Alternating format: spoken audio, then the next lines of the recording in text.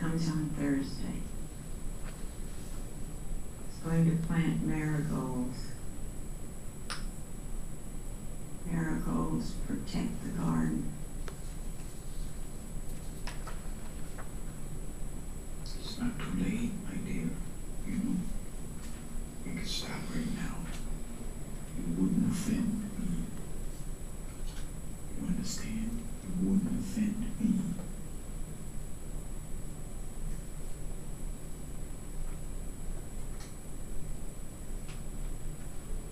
Tell me when to flip the switch.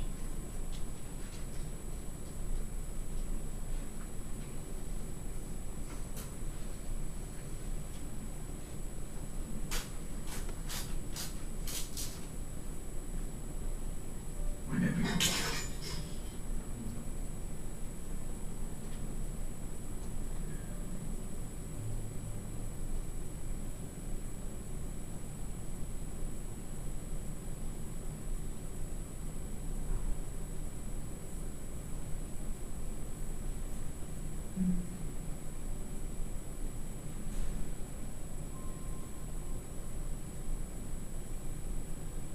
Thank you.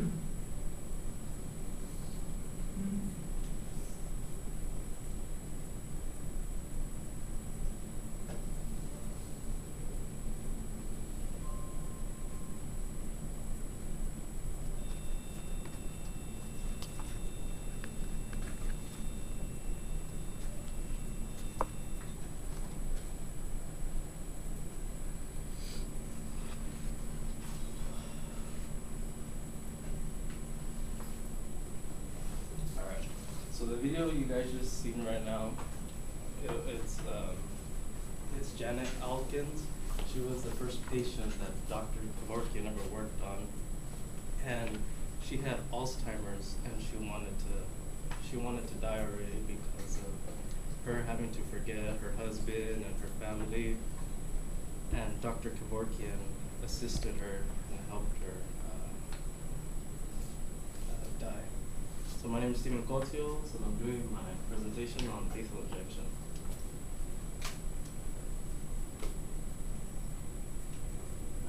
So this is Dr. Kevorkian. He was born in Pontiac, Michigan, May 1928. He became a pathologist. He went to court. He went to court because of what he was doing was illegal, but since he was just so he was assisting people suffering from actual medical conditions, and he helped them end their lives. So after years of conflict with the court systems, he was sent to prison for 8 years. He was sent to prison for 8 years, and he had to pay a $10,000 fine. He was known as Dr. Death, and he died on June 3rd, 2011 at 83.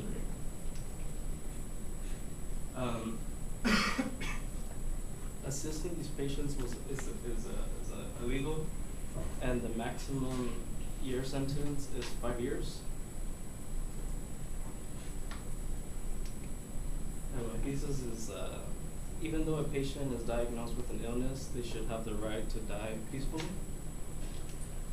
And then first I'm going to be talking about Dr. Kevorkian, of how he invented his lethal injection, and then how patients come into contact with Dr. Kevorkian and illnesses patients have.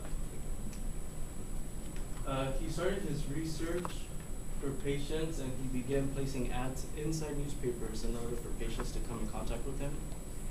And he also made business cards that said Jack Kevorkian, which is his name. It said what he did, and by appointments only, and a phone number. This is his Mercitron machine. There's a line that connects right here that goes to the patients if they're, let's say, disabled and they can't move, let's say, their bodies. He puts a string in his mouth to have them just pull their neck back. And what it does is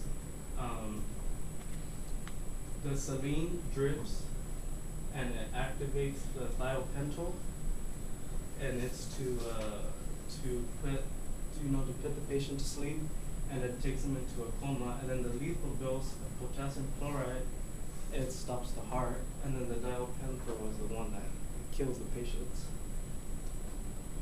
And then and then this is euthanasia. Euthanasia is the painless killing of a patient suffering from an incurable, painful disease or an irreversible coma. The practice is illegal in most countries. So the first patient that he worked on was with Janet Alkins. He was looking for a place to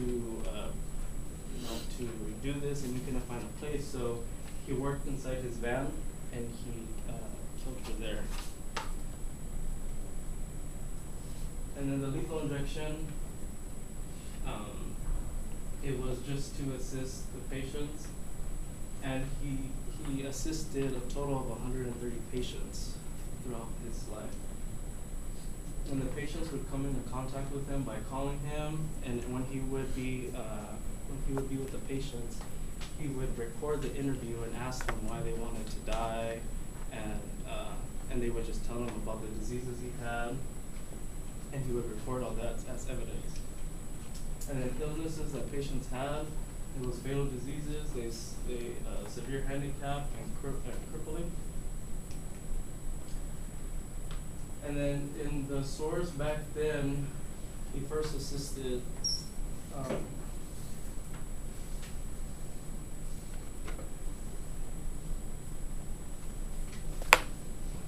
back then, by the New York Times, he first assisted suicide in 1990, connecting to Janet Alkins, a 50-year-old woman suffering from Alzheimer's disease, to a device of his own invention. And then on the other, another article, Ethics,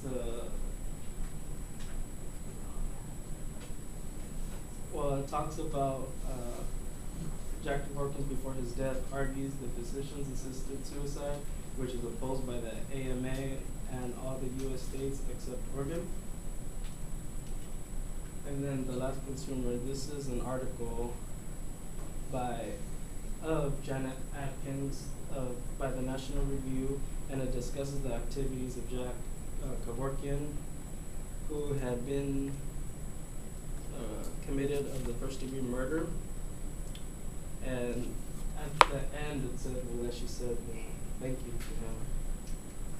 And in conclusion, Dr. Kevorkian, all he wanted to do was really help his patients, and he invented his injection for patients that were tired of living and suffering.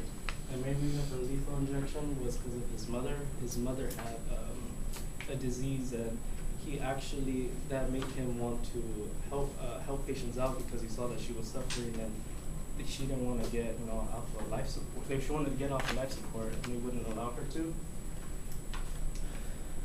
And this was a famous quote that Dr. Kevorkian had. It was, "Dying is not a crime." Jack Kevorkian.